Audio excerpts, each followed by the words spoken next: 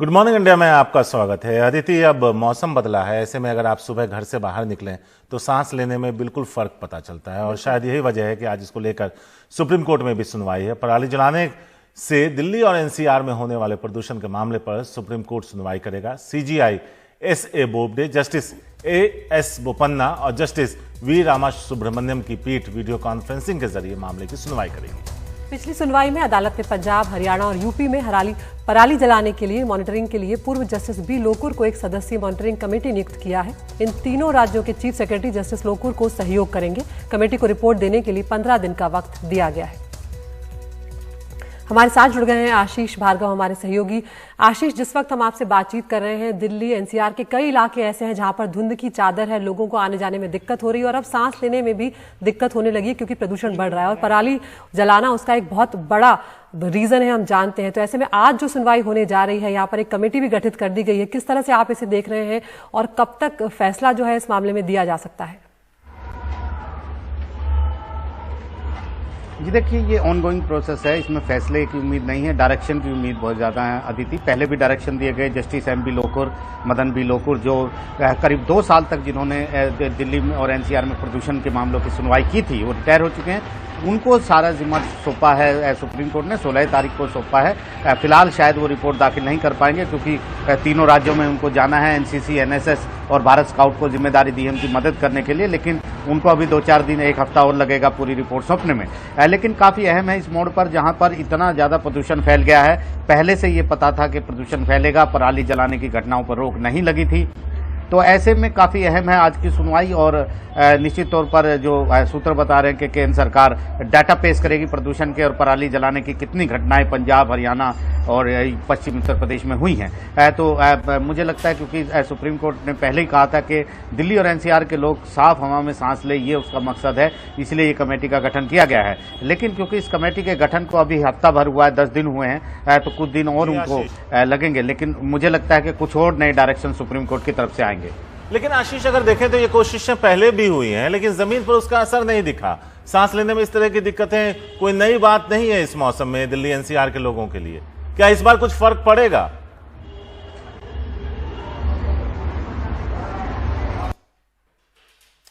तो आशीष से हमारा संपर्क टूट गया और सवाल यही है कि सुप्रीम कोर्ट की इस सारी कोशिशों का कितना असर जमीन पर पड़ता है और क्या दिल्ली एनसीआर में रहने वाले लोगों के लिए सांस लेने के लिए जो हवा उपलब्ध है वो क्या साफ होती है। और शायद इसमें एक अहम बात यह भी है कि राज्य सरकारों को जो किसानों के लिए विकल्प का इंतजाम करना था, वो किसानों का कहना है कि पूरी तरह से हुए नहीं, इसलिए उनके पास पराली जलाने के अलावा कोई मामला और या कोई विकल्प बचता नहीं है। और इस बीच आज भी दिल्ली के कई इलाकों में एयर क्वालिटी इंडेक्स की हालत खराब है। आनंद विहार इलाके में AQI सुबह 405 रिकॉर्ड किया गया है, जो गंभीर श्रेणी में आता है। इसके अलावा और भी कई इलाकों में AQI बहुत खराब की श्रेणी में है। आज भी दिल्ली में सुबह सुबह कई जगहों पर धुंध छाई रही।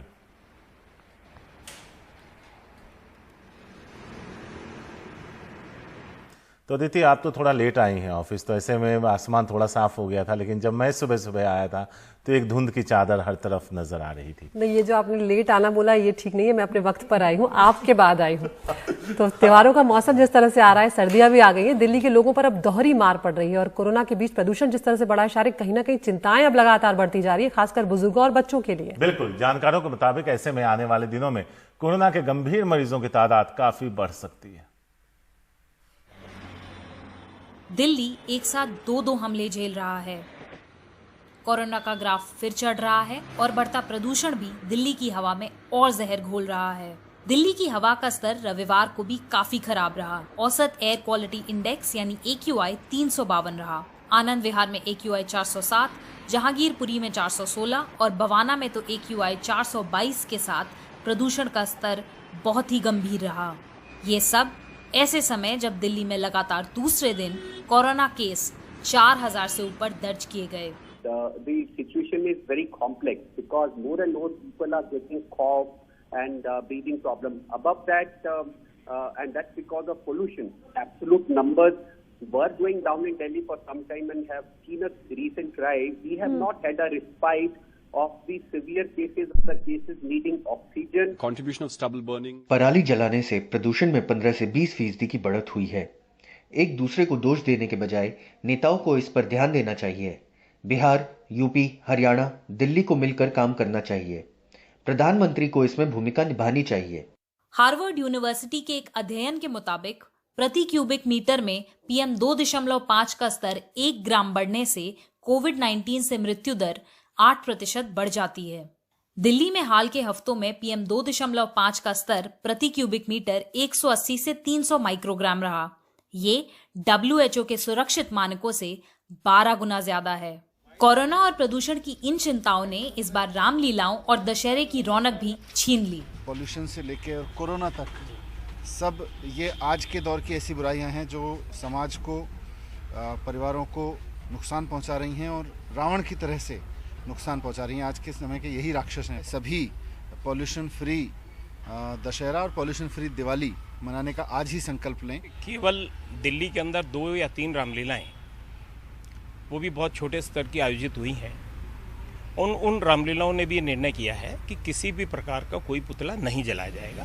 इन सब के बीच सरकार का दावा है कि वो हालात पर काबू करने की हर मुमकिन कोशिश में जुटी है। एक्सपर्ट कमेटी ने बताया था कि दिल्ली के अंदर त्योहारों के सीजन में और सर्दी की वजह से केस बढ़ के 12-14 हजार तक भी पहुंच सकते हैं। कंटेनमेंट पे पूरा फोकस कर रहे हैं हम। एक आदमी जो भी पॉजिटिव आता है सबके कॉन्टैक्ट ट्रेसिंग कर रहे हैं, आइसोलेशन कर रहे हैं।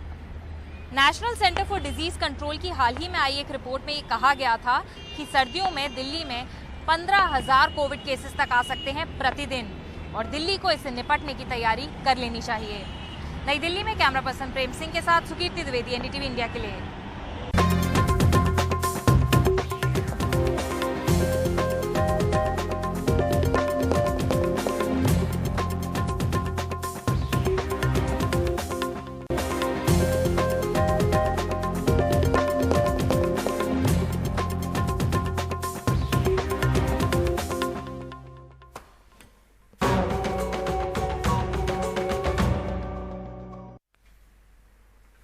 बिहार चुनाव की बात करते हैं शारिक। बिहार में छोटे सरकार कहे जाने वाले डॉन अनंत सिंह मोकामा से चौथी बार चुनावी मैदान में है। इस वक्त अनंत सिंह जेल में है, लेकिन कभी उनके घोर विरोधी रहे विवेका पहलवान, उनके हाथों में उनके चुनाव प्रचार की कमान सौंपी गई है। आपको बता दें कि वहीं बाहुबली अनंत सिंह के खिलाफ बीजेपी के राजीव लोचन सिंह मैदान में है। क्या इस बार भी अनंत सिंह जेल से सियासी दंगल जीत पाएंगे? मोकामा से देखिए रविशंजन शुक्ला की ये रिपोर्ट। हजारों की भीड़ से घिरी जेल की वैन से अनंत सिंह चौथी बार नामांकन कराने मोकामा पहुंचे। चेहरे पर काला चश्मा और वही पुरानी ठसक के साथ। नामांकन के बाद वो फिर भागलपुर जेल पहुंच गए हैं। हालांकि अनंत सिंह का प्रचार उनकी पत्नी नीलम सिंह भी कर रही हैं। मामला 2 कोर्ट में चल रहा है, एक न्यायालय में, एक जनता की कोर्ट में, और इंतजार कीजिए दोनों में विजयी होंगे। लेकिन अनंत सिंह का चुनावी प्रचार इस बार उनके जानी दुश्मन विवेका पहलवान के हाथों में है। विवेका पहलवान और अनंत सिंह के बीच हुई गैंगवार में इस इलाके में दर्जनों हत्याएं हुईं। लेकिन नीतीश कुमार के खिलाफ अब दोनों दुश्मन दोस्त हो गए हैं। आपके पत्रकार लोग में से कहते हैं कि खराब गया है, वो गया है, ये गया, ये अपना पार्टी मजबूत करने के लिए सब कुछ दांव पर लगा देते हैं।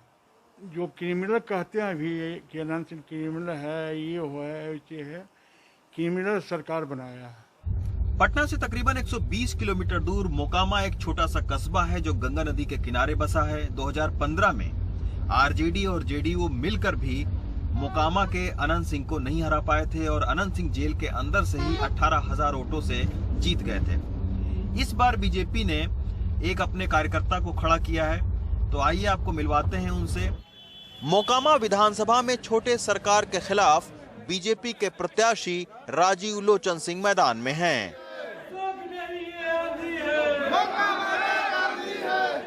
लंबे समय तक बीजेपी कार्यकर्ता के तौर पर इस इलाके में काम कर चुके राजीव लोचन भूमिहार हैं और पहली बार मोकामा से अनंत सिंह के खिलाफ चुनाव लड़ रहे हैं।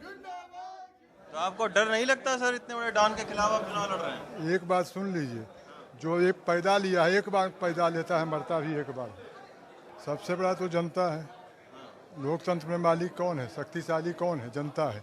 इंदिरा जी भी जानते थे, जान रहे थे कि हम सत्ता से नहीं हटेंगे, लेकिन जनता ने ऐसा हटाया कि कहीं नहीं दिखाई दी। बीते 2 दशक से बिहार में अनंत सिंह समय समय पर कभी लालू यादव तो कभी नीतीश कुमार की राजनीतिक मजबूरी साबित होते रहे हैं। बिहार में सरकार चाहे किसी की भी रहे, लेकिन 15 साल से मोकामा के छोटे सरकार अनंत सिंह ही रहे हैं, जो अपने काम से ज्यादा अपने डर से इस इलाके में जाना जाता रहा है।